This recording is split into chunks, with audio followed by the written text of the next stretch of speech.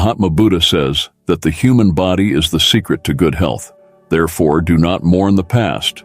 Do not worry about the future. Wisdom is to live honestly in the present, but most of us do not know how to live in the present because they do not want to live. They are concerned about their past, they worry about the future.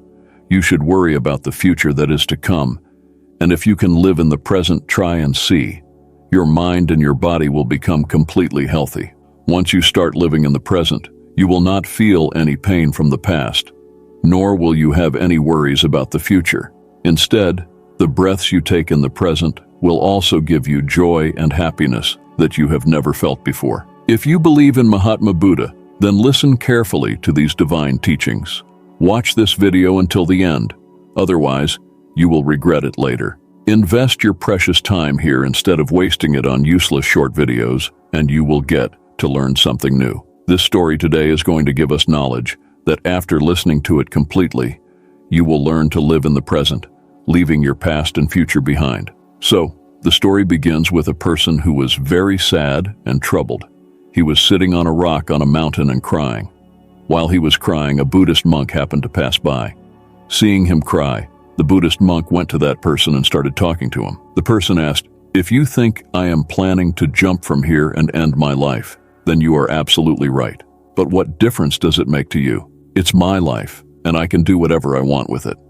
The Buddhist monk said to that person, "If you are still hesitating to take action, then what good does it do to cry here?" Hearing this, the person becomes furious and says to the Buddhist monk, "Look, Maharaj, whatever I came here to do, I will do it, but there is no need for your interference." Saying this, the person starts crying uncontrollably. Then the Buddhist monk asks the person, "All right, tell me, have you left everything behind?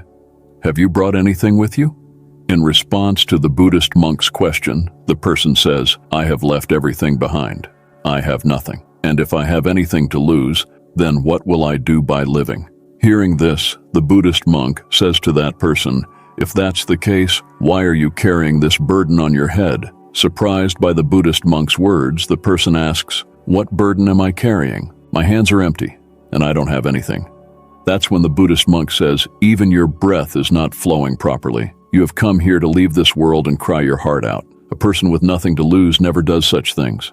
Why would he cry?" Hearing this, the person becomes even more enraged and says to the Buddhist monk, "What do you mean by that? Why does the Buddhist monk say that to him? Have you ever tried to look within yourself? How much burden have you carried? How much weight are you carrying on your shoulders? How long will you give these burdens? Unload these burdens here and lighten up a bit. How long will you remain trapped under these burdens?" As soon as the person heard all these words from the Buddhist monk, he immediately fell at his feet and joining his hands said, "Gurudev, nobody has ever understood me until now. From here many people came and went, but no one ever said these things to me. You have read my mind to the extent that even my family couldn't understand me. But you understood me completely in one go." The person goes on to say many things to them. "Can you solve my problem?" The Buddhist monk says, "Where is the problem?" The person says, "It's at my home. Come with me, and I'll tell you the problem." "The problem is not at your home." That person says, No, Gurudev. The problem is at my home. Come with me once and see that." The Buddhist monk, while explaining to that person, says, "The problem is not at your home, but it is within you. Have you ever tried to look within yourself? All the problems are within you. Until you solve them, you will only see problems everywhere all the time. And if the problem is at home, what are you doing on top of this mountain? You were saying that you have left everything behind, my own home, my family, my close relatives. And if you have left all these things behind, then your problem has also disappeared there. So why are you so troubled?" Hearing all these things from the Buddhist monk's mouth, a person says, "Guru, you are right. I understand your words. The flaw is within me. I am not capable of any work. Whenever I try to do something, I mess it up. Everything I touch turns into a mess. I have never done any work properly. My luck is just bad." Hearing all these things from that person, the monk started smiling and said to that person, "Well, it seems that you have bad luck. Tell me what is wrong with your luck." Then that person said to the Buddhist monk, "Guru, I wanted to do business, and for business I needed money. So I took some money from my family and started a good business with that money. But my business couldn't last long. In the beginning, my family supported me, and everything was going well. But gradually, I started experiencing losses in my business, and seeing all this, my family became angry with me and distanced themselves from me. I wanted to do good business, earn good money, so that I could take care of my family and provide them with all the comforts and conveniences they desire. I was doing everything for them, but those people couldn't understand me and blamed me for everything. I also feel that I made a mistake because I have a friend too, and he also started a business with me. But look at him. His business is doing very well. Whenever he comes to my house, he talks about his successful business. He always keeps saying how he established and managed his business on his own and took it to great heights through hard work. Hearing all this, my family also tells me, "Look, son, he is a true friend. He has taken his business from one level to another, and you have lost our invested capital. You caused us a loss." My family always tells me that I am incapable. Listening to these taunts, I was very distressed. So I took loans and started a new business. But even there, I faced setbacks, and my business completely failed. Now the situation has come to the point where even my house is mortgaged. Now you tell me, what should I do? Then the Buddhist monk says to that person, "Well, you know why your friend used to come to you?" That person says, "Yes, I know it very well. He used to come to show me down in front of my family. He used to criticize me and show that he is much better than me in business. He is superior and wants me to feel sad seeing his success. I feel tormented and troubled." That's when the Buddhist monk says to that person, "Did you really feel sad seeing his business?" "Yes, I felt sad when he succeeded in his business and mine failed. It hurt me, and I felt jealous. I regretted and suffered." That's why the Buddhist monk says to that person, "That means you would be happy if your friend also fails. If his business collapses, you would be pleased." Hearing this, the Buddhist monk smiled again and said to that person, "This means your happiness depends on your friend. If he wants, he can make you happy. And if he wants, he can make you sad. Because you cannot be happy or sad on your own. You have already become a slave to your friend. And if that's the case, there is no solution to your problem, because your happiness and the pain of your suffering depend on the behavior of others. Your actions have not changed anything for you. Neither can you be happy nor sad through your actions. I cannot provide a solution to your problem." That's why that person tells the monk, "Please don't say that, Guru. I have a lot of hope from you, because you are the one who understands and knows the pain inside me. You know it. You understand it. I humbly request you to give me the solution to this problem." Then the Buddhist monk says to that person, "When we become dependent on others by attaching expectations to them, we completely rely on others. If I don't show you any path, then you will continue to be unhappy. You will keep crying like a sick person. But if I tell you a way, I may help you find a solution to your problem. However, remember one thing. The friend who comes to your house, he is telling you how he has achieved growth in his business, how he has worked hard, which makes you sad. But he is telling the truth about how he struggled in his life and reached that position. He is sharing his experiences with you. Now you can either use that experience or let it go in vain and generate feelings of envy in your mind. Wisdom lies in utilizing his experience. Using your intelligence and the knowledge gained from his experience, you should be happy that you are receiving the experience you needed without even asking for it. You should express gratitude to your friend because you are receiving experiences and knowledge that you couldn't acquire from your own life. So move forward, face the struggles, use that experience, and don't give up. Because one good thing about time, no matter how it is, it always changes. Therefore, whether the time is good or bad, it is certain to pass. But the most important thing to understand here is that you need to stay alive to witness these two times. And when your good time starts, you will build your business through your struggles and take it to those heights. Then your friends will not sing the story of their successes, but the tale of their failures, so that you don't make wrong decisions. And if you end up being ruined like them, then you will have to use your intelligence. Here, instead of paying attention to their words, use your wisdom, because at that time they will come not to make you happy, but to make you unhappy. Just as I find pleasure in seeing their unhappiness, I will find the same pleasure in seeing you unhappy. Hearing this, that person says to the Buddhist monks, "Oh, Venerable, you are absolutely right.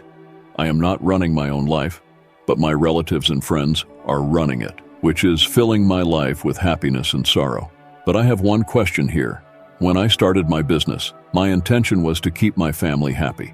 I can give them those comforts and joys. So is it wrong to think about my family? I was doing everything for my family, but after incurring losses in business, even my family left me. Upon hearing this, they started smiling, and that person said, "What's there to smile about?" Did I ask any wrong question? They never called him a Buddhist monk. Every person expects consolation when they make a mistake, and you also desire the same. Everyone wants to be praised when they do something, and when we don't receive praise, it hurts us deeply. It wounds our hearts, and that's when we start thinking that everyone in this world is selfish. Everyone wins for their gains, everyone works for their interests, and everyone stays with us for their purposes. But if you consider someone as your family and want to do something for your family, then why do you feel like you're doing it for others? You are doing it for yourself. If you think you're doing it for others, you will remain unhappy throughout your life. And when you realize that you're doing it for yourself, you will experience a strange happiness, and you will always be content. And as long as you keep working on your tasks to make them better and excellent, you won't need anyone's consolation. That's when that person tells those Buddhist monks, "Oh Guru, I understand your words now. Until now, my fate was in the hands of others. They used to paint it with colors of happiness or sorrow as they wished. But since I will hold my destiny in my own hands, whether it's good or bad, I won't accept defeat." Finally, that person says to the Buddhist monks, "Oh Guru, I understood all your words, but can you give me something that can support me during the worst times of my life, that can accompany me?" Hearing this, the Buddhist monks give that person a small box and say, "This is very close to me, and you should keep it close to you. It holds a secret that can free you from the biggest sorrows. It can rescue you from the gravest calamities, and you should only open it when you feel there's no way out. When you feel everything is meaningless. Whatever I have said is also meaningless. This world is also meaningless, where even living is meaningless." Saying this, the Buddhist monks hand over the box to that person and then leave. That person brings the box home and starts a new business. This time he doesn't accept defeat in his business, and his business flourishes. Because of his successful business, his family also comes back to him. He had now attained all the comforts and pleasures. He no longer cried over the past, nor worried about the future. He focused on making his present even better. But time always keeps changing. Just as bad times don't last forever, good times don't either. Once again, a good phase had come to an end in his life. The neighboring state had attacked the state he lived in and destroyed it completely. His business had also been completely ruined. He started facing hardships with his family. They had to flee from one place to another, to the point where he didn't even have money for food and drink. Due to hunger, his parents lost their lives, but he continued wandering with his wife and 2 young brothers, who were also sick, and he had no money for their treatment. Then, he started realizing that all of this was in vain. What is the purpose of living this life? This whole world is futile, and all the things those beggars told me are also useless. Today I have nothing left. Today I have no purpose to live. The things those beggars said have lost all meaning today. Ultimately, life is meant to end, so why live and strive to achieve heights in life? What is the point of achieving success? Even my existence feels futile now. If I had gathered the courage at that time and given something to this life and my body, maybe today I wouldn't have to witness all this and be completely disillusioned. He was completely shattered from within. He was contemplating all this when his gaze fell upon the box given by those Buddhist monks. There was a note inside the box that said, "The beginning of your new life can come from anywhere. You may have a gold coin or not, but if you have the courage, you will definitely do something." After reading that note, hope surged once again in his heart, and he regained his courage to strive for those heights in his life once again. I hope this video has helped you and comforted your heart, or that of someone you love, and I invite you to subscribe to this channel for more inspiring content that will help you lead a lighter and more loving life. And feel free to leave your comment below. Thanks for watching. Until next time.